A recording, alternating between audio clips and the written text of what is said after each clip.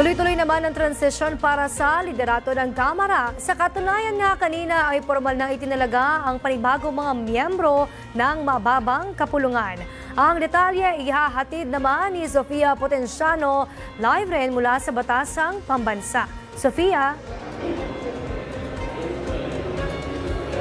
Itinalaga bilang panibagong Secretary General si former Presidential Communications Office Secretary Attorney Cheloy Velicaria Garafil. Sa naganap na sesyon sa Kamara, naghain ng mosyon si House Majority Leader Sandro Marcos para ideklarang bakante ang posisyon ni dating Secretary General Reginald Velasco.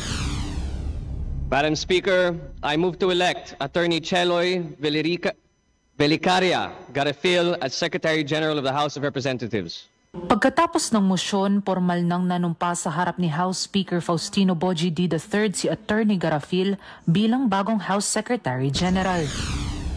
Of the Philippines. And that I impose this obligation upon myself voluntarily without mental reservation or purpose of evasion. So help me God. Congratulations. Thank you, sir. Thank you, Mr. Speaker. Matatandaang dati na rin siyang nanilbihan bilang kalihim ng Presidential Communications Office. Sa parehong sesyon, nanumpa rin kay Speaker D si retired Brigadier General Melchor de la Cruz bilang bagong House Sergeant-at-Arms.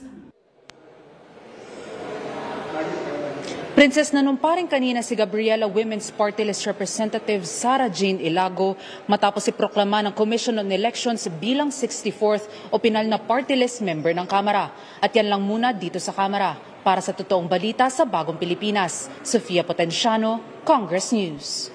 Maraming salamat, Sofia Potenciano.